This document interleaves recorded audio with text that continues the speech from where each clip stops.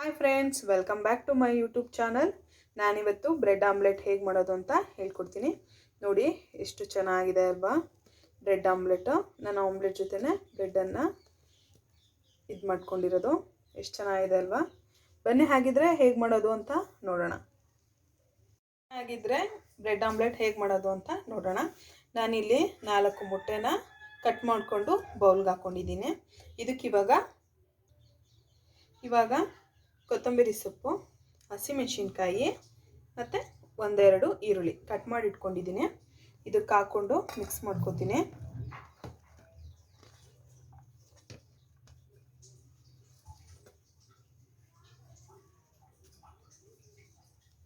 ಸ್ವಲ್ಪ ಸಾಲ್ಟ್ ಹಾಕ್ಕೊಳ್ಳೋಣ.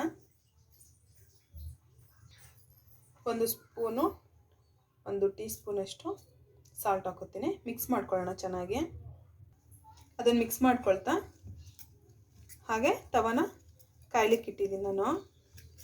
ಚೆನ್ನಾಗಿ ಮಿಕ್ಸ್ ಮಾಡ್ಕೊಳ್ಳೋಣ.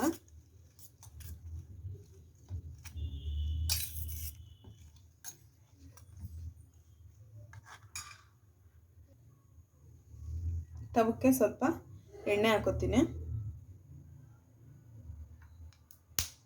ನೀಟಾಗಿ ಸ್ಪ್ರೆಡ್ ಮಾಡ್ಕೊಳ್ಳೋಣ. ಆಮ್ಲೆಟ್ ಹಾಕೋಣ.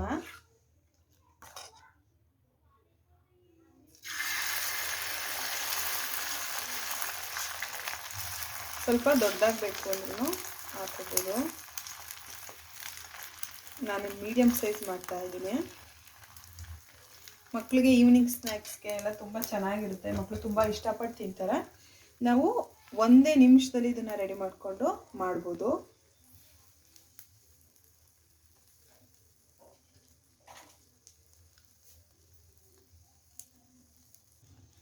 ಇವಾಗ ಬ್ರೆಡ್ ಹಾಕೋತೀನಿ ನಾನು 1 ಬ್ರೆಡ್ ಹಾಕೋತಾ ಇದ್ದೀನಿ. ನಿಮಗೆ ಬೇಕು ಅಂದರೆ ಸ್ವಲ್ಪ ದೊಡ್ಡದಾಗಿ ಆಮ್ಲೆಟ್ ಹಾಕ್ಕೊಂಡು 2 ಬ್ರೆಡ್ ಕೂಡ ಹಾಕೋಬೋದು.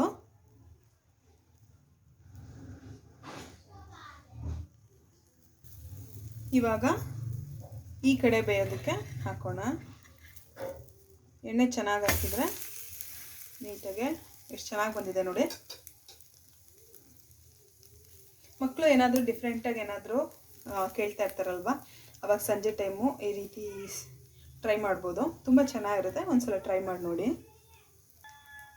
ಎಣ್ಣೆ ಬದಲು ಮಕ್ಕಳಿಗೆ ಬೆಣ್ಣೆ ಕೂಡ ಹಾಕ್ಕೊಡ್ಬೋದು. ಅದ್ರ ಬದಲು ತುಪ್ಪ ಹಾಕ್ಬೋದು. ಚೆನ್ನಾಗಿರುತ್ತೆ ಟೇಸ್ಟು.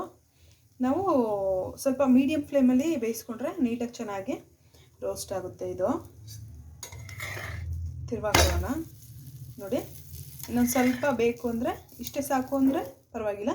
ನಾನು ಇನ್ನೊಂದು ಸ್ವಲ್ಪ ಬೇಯಿಸ್ಕೊತೀನಿ ಇದನ್ನು.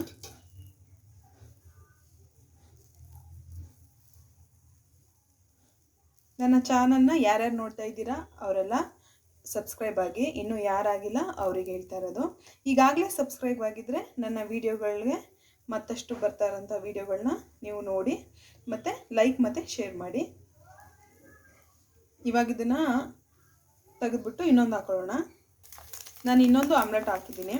ನೀವು ಇದಕ್ಕೆ ಟೊಮೊಟೊ ಬೇಕಾದರೂ ಹಾಕ್ಕೋಬೋದು, ಕ್ಯಾಪ್ಸಿಕಮ್ ಹಾಕ್ಕೋಬೋದು, ಅದು ಆಪ್ಷನಲ್ಲು. ನಾನಿಲ್ಲಿ ಸಿಂಪಲ್ ಆಗಿರಲಿ ಅಂತೇಳಿ, ಮಕ್ಕಳು ಟೊಮೊಟೊ ಕ್ಯಾಪ್ಸಿಕಮ್ ಎಲ್ಲ ಹಾಕಿದರೆ ತುಂಬ ಜಾಸ್ತಿ ವೆಜಿಟೇಬಲ್ಸ್ ಹಾಕ್ತು ಅಂತ ತಿನ್ನೋಕೆ ಹೋಗಲ್ಲ ಅವರು. ಹಾಗಾಗಿ ನಾನು ಬರೀ ಈರುಳ್ಳಿ ಮತ್ತು ಹಸಿಮೆಣಸಿನ್ಕಾಯಿ ಕೊತ್ತಂಬರಿ ಸೊಪ್ಪು ಅಷ್ಟೇ ಹಾಕಿರೋದು. ಮಕ್ಕಳು ಕೆಲವೊಬ್ಬರು ಈರುಳ್ಳಿನೂ ಕೂಡ ತುಂಬ ತಿನ್ನಲ್ಲ. ನೀವು ಸ್ವಲ್ಪ ಕಮ್ಮಿ ಮಾಡ್ಕೋಬೋದು ಅಷ್ಟೆ. ಆದರೆ ಮಕ್ಕಳಿಗೆ ಇಷ್ಟ ಆಗುವಂತಹ ರೆಸಿಪಿ ಇದು. ನಾವು ಈ ಬ್ರೆಡ್ಡನ್ನು ರೋಸ್ಟ್ ಮಾಡಿ ಕೂಡ ಹಾಕ್ಬೋದು. ಈಗ ನಾವೇನು ತೆಗೆದ್ಮೇಲೆ ಆಯಿಲು ಮತ್ತು ಸಾಲ್ಟ್ ಎಲ್ಲ ಹಾಕಿ ರೋಸ್ಟ್ ಮಾಡ್ಕೋತೀವಲ್ಲ ಬ್ರೆಡ್ನ, ಆ ರೀತಿ ಮಾಡಿ ಕೂಡ ಹಾಕ್ಬೋದು. ನಾನು ಹಾಗೆ ಡೈರೆಕ್ಟ್ ಹಾಕ್ತೀನಿ. ಚೆನ್ನಾಗಾಗುತ್ತೆ, ಏನಿಲ್ಲ. ತಿರ್ವಾ ಹಾಕೋಣ.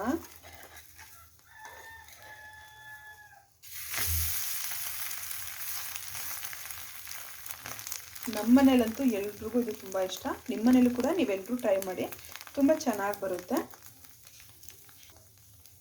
ಆಗಿದೆ, ಈಗ ತೆಗಿತೀನಿ. ನೋಡಿದ್ರಲ್ಲ ಫ್ರೆಂಡ್ಸ್, ಬ್ರೆಡ್ ಆಮ್ಲೆಟ್ ಹೇಗೆ ಮಾಡೋದು ಅಂತ.